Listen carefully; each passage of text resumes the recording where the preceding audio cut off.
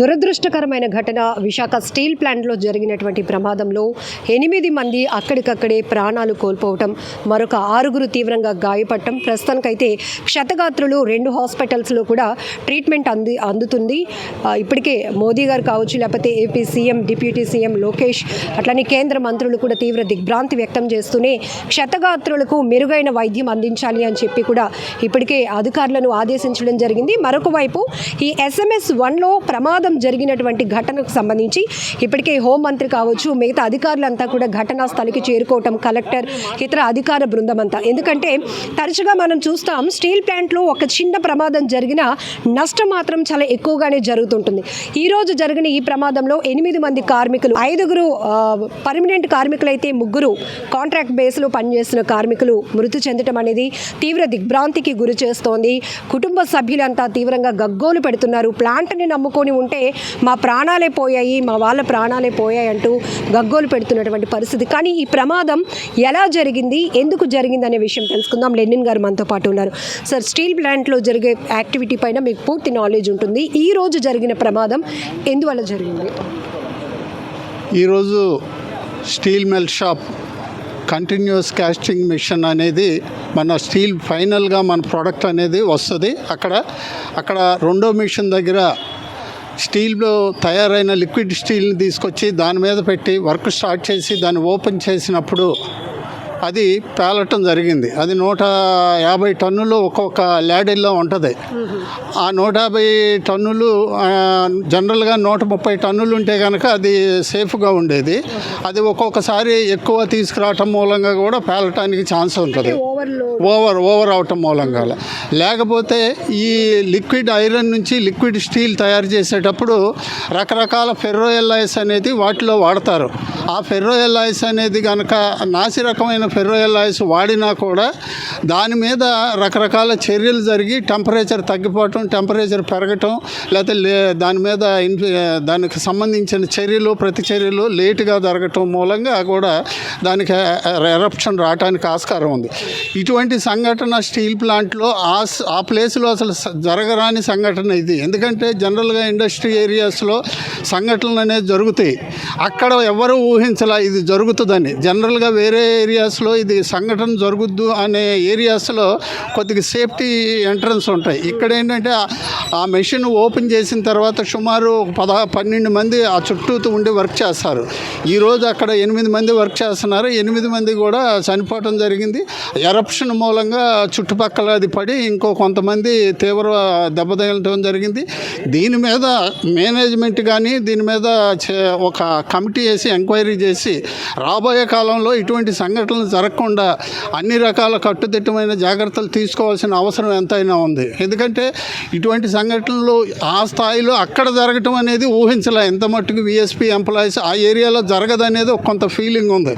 అలా జరగటం అనేది కూడా చాలా ఊహించరాని సంఘటన. సార్, మీకున్న ఈ ప్లాంట్ జాబ్ ఎక్స్పీరియన్స్ ఇంతకు ముందు ఎప్పుడైనా ఇదే లొకేషన్లో జరగటం? ఇదే లొకేషన్లో ఎప్పుడు కూడా జరగలేదు. ఒకవేళ జరిగినా కూడా ల్యాడిల్ నుంచి త్రూ అవుతుంది. అంటే ల్యాడిల్లో లోన్ ఉన్న రిఫ్రాక్టరీ ఊడిపోవటం మూలంగా హోల్ పడి ఒక పైపు కారిపోద్ది.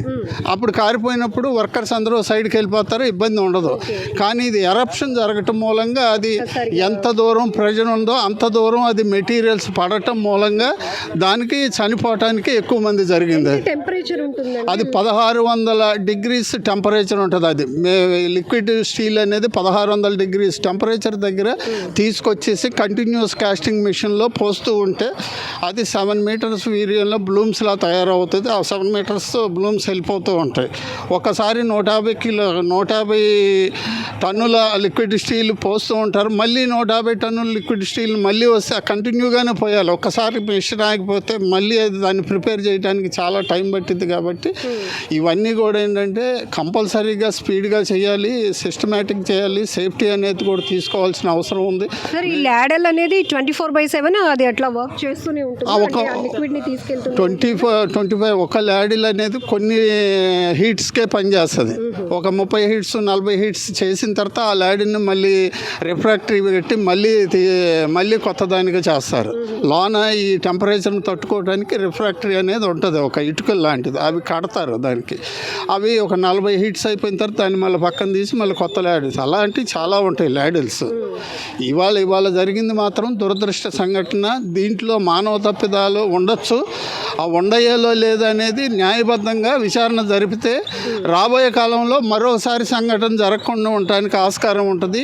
అటువంటి సంఘటనలు జరగకుండా చేయాల్సిన బాధ్యత కేంద్ర ప్రభుత్వం మీద ఉంది. అలాగే అనేక రకాల డిపార్ట్మెంట్స్ ఉన్నాయి, లేబర్ డిపార్ట్మెంట్స్ ఉన్నాయి, లేకపోతే సేఫ్టీ డిపార్ట్మెంట్స్ ఉన్నాయి. వాళ్ళందరూ కూడా చర్యలు తీసుకోవాలి. ఇది ఎందుకంటే మానవ తప్పిదానం మూలంగా ఒక 8 మంది చనిపోయి ఒక 7గురు అతి దెబ్బతిని ఉండటం మూలంగా సమాజంలో రేపు ఈ స్టీల్ ఉత్పత్తి లేకపోతే ఈ దేశమే ఆగిపోద్ది. స్టీల్ రంగంలో చిన్న సంఘటనలు జరుగుతాయి.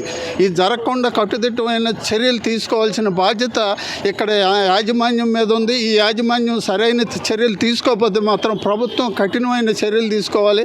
అలాగే యాజమాన్యాన్ని నడుపుతున్న వ్యక్తులు ఈరోజు టెక్నోక్రాట్స్ కాకుండా అడ్మినిస్ట్రేటివ్ ఉండటం మూలం కూడా ఇటువంటి సంఘటనలు జరగడానికి ఆస్కారం ఉంది.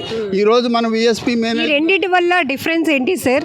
అంటే అడ్మినిస్ట్రేటివ్ వాళ్ళు ఉండడానికి టెక్నికల్గా వాళ్ళు నాలెడ్జ్గా ఉండే వాళ్ళకి స్టీల్ ఇండస్ట్రీలో ఇది మెటల్ ఇండస్ట్రీ అండి. ఈ మెటల్ అవగాహన నుండి దీంట్లో లోటుపాట్లు, కష్ట నష్టాలు ఏం జరుగుతుంది అనేది అవగాహన వాళ్ళకి ఎక్స్పీరియన్స్తో చాలా అవగాహన వస్తుందండి.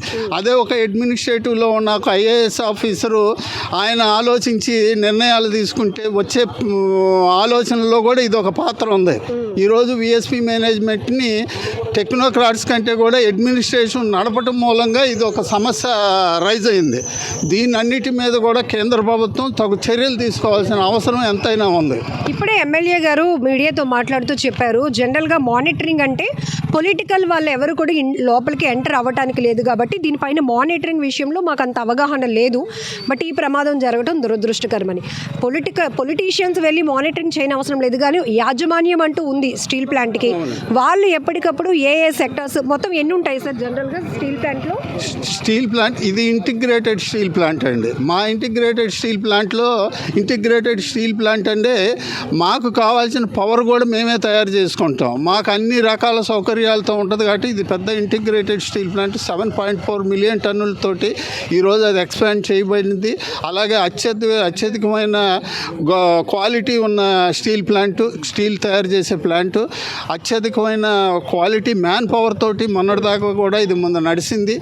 ఈ మధ్య ఈ 2-3 సంవత్సరాల నుండి దీన్ని రిఫ్రాక్షన్ చేసే క్రమంలో అడ్మినిస్ట్రేషన్ పాత్ర అనేది ఈ స్టీల్ ప్లాంట్ను నాశనం అవడానికి ఇది ఒక ప్రధాన కారణంగా ఉంది. దీన్ని కూడా కేంద్ర ప్రభుత్వం ఆలోచించినప్పుడు ఇటువంటి సంఘటనలు జరిగి మానవ తప్పిదాలు మూలంగా ఒక మానవుడు చనిపోవటం అనేది అది చాలా దుర్మరణం.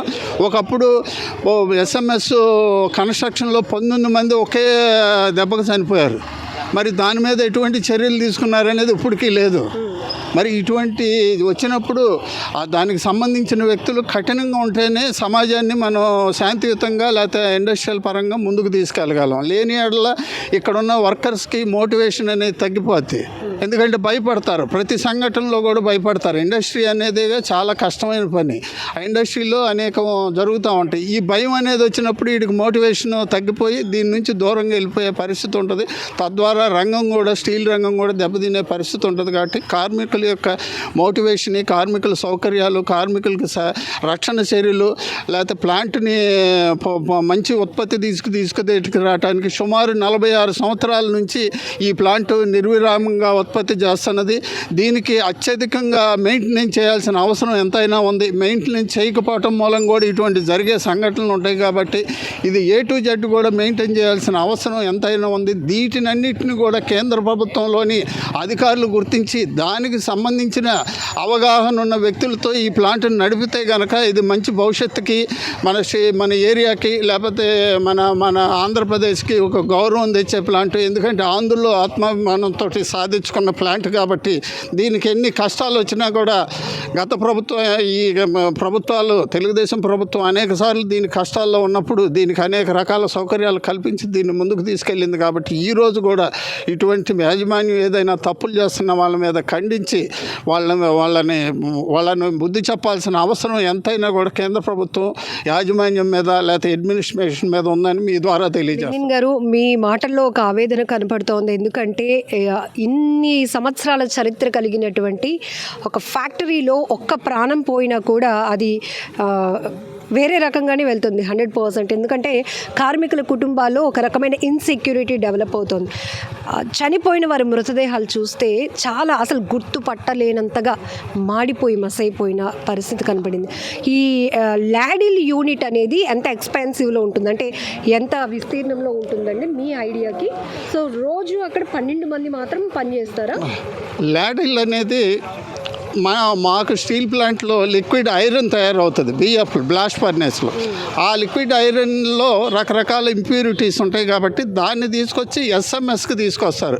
స్టీల్ మెల్ట్ షాప్ అనే ఒక పెద్ద షాప్కి తీసుకొస్తారు.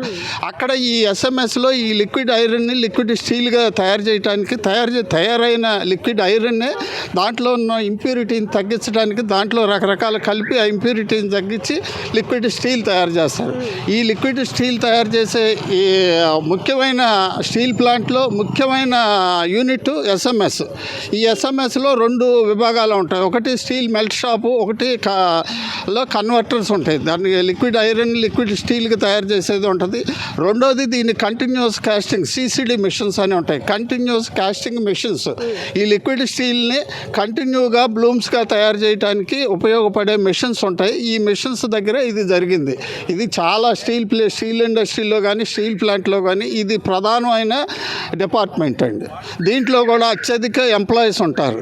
ఈరోజు ఎంప్లాయీస్ తగ్గిపోవటం మూలంగా కూడా ఎంప్లాయీ పని ఒత్తిడి మూలంగా కూడా కొన్ని లోపాలు జరగడానికి ఆస్కారం ఉంటుంది. కాబట్టి వీటన్నిటి మీద కూడా ప్రత్యేకమైన కృషి చేయాలి. ఇక్కడ మ్యాన్ పవర్ని షార్ట్ చేయడం వల్ల దానికి కూడా కొన్ని కారణాలు ఉండటానికి చాలా ఆస్కారం ఉంది. మ్యాన్ పవర్ అనేది ఒకేసారి తగ్గించినా ప్రాబ్లమ్స్ వచ్చే ఆస్కారం ఉంటుంది.